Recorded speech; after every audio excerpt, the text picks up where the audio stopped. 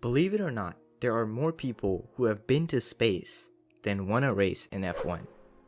Although that sounds far-fetched, it actually is true. Getting into F1 is very difficult and requires a lot of dedication, money, and time. But just because something is hard doesn't mean it's impossible.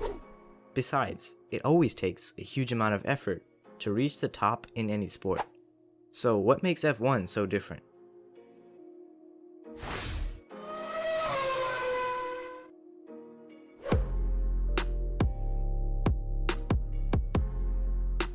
Around 500 players are in the Premier League, 450 basketball players play in the NBA, and there are over 600 tennis players who perform at Wimbledon.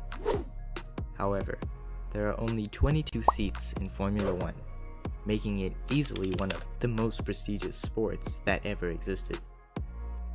So, how do you work your way up to the top? A critical factor in getting into F1 is the experience needed to even be acknowledged in the sport. Almost every driver on the grid, from rookies like George Russell to experienced drivers like Kimi Räikkönen, all started their careers at a very young age. Most began karting around 8 years old, although some, like Max Verstappen and Charles Leclerc, started when they were only 4.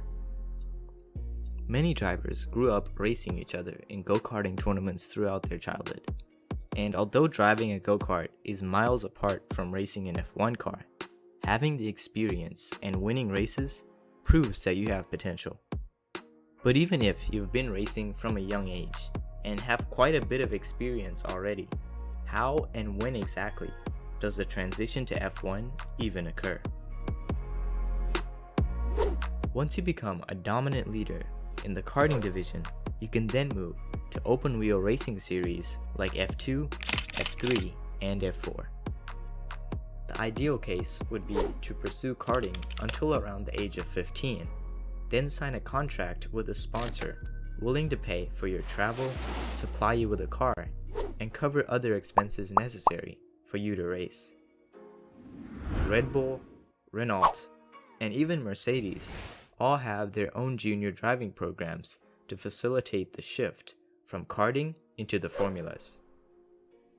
Racing in the Formula Series is very expensive, so having sponsors is almost mandatory for drivers who don't have loads of money to start out with.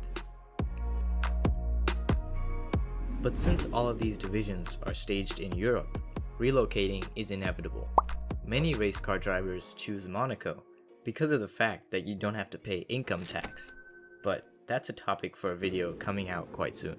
So if you're interested, hit the subscribe button so you get notified when it gets uploaded. The next step is to essentially dominate and climb up the racing ladder. The more races you win, the more attention you'll end up getting, which is your main priority when trying to make it to F1. As you get closer and closer to the top, an FIA super license will be needed to be eligible to race in F1.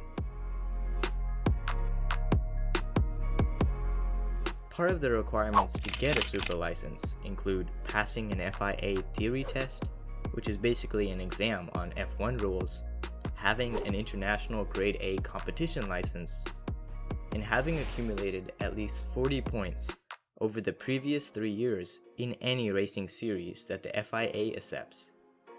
Acceptable divisions include very notable karting championships, IMSA, and even NASCAR. But even the license is very expensive. When you do make it into F1, you'll have to constantly pay every year to renew your license. In the past, super licenses included an annual fee plus a set cost for each World Championship point earned. In 2009, Lewis Hamilton paid £242,000 just for that season alone.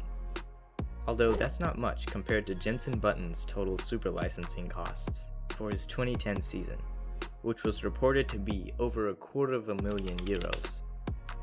So yeah, racing is pretty expensive. Apart from the license, gaining connections is also very important in ensuring a spot in F1.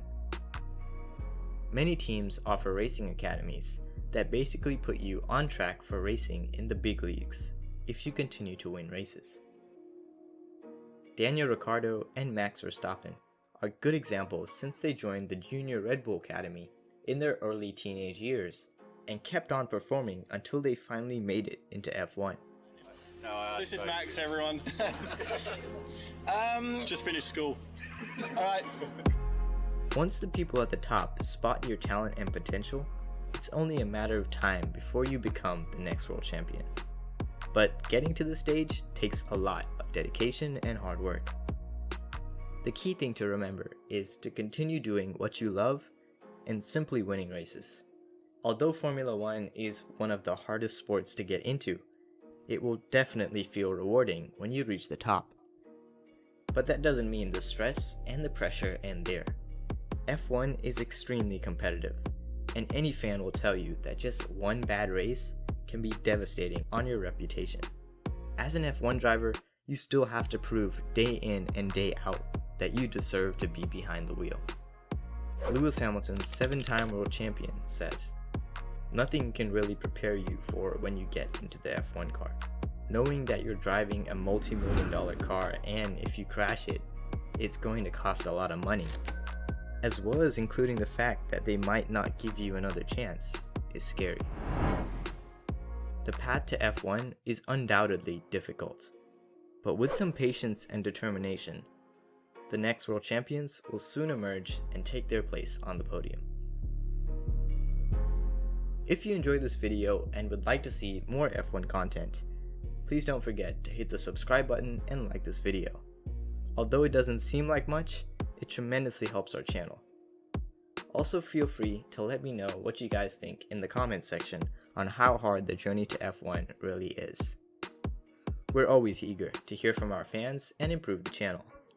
Until next time, or should I say next race day.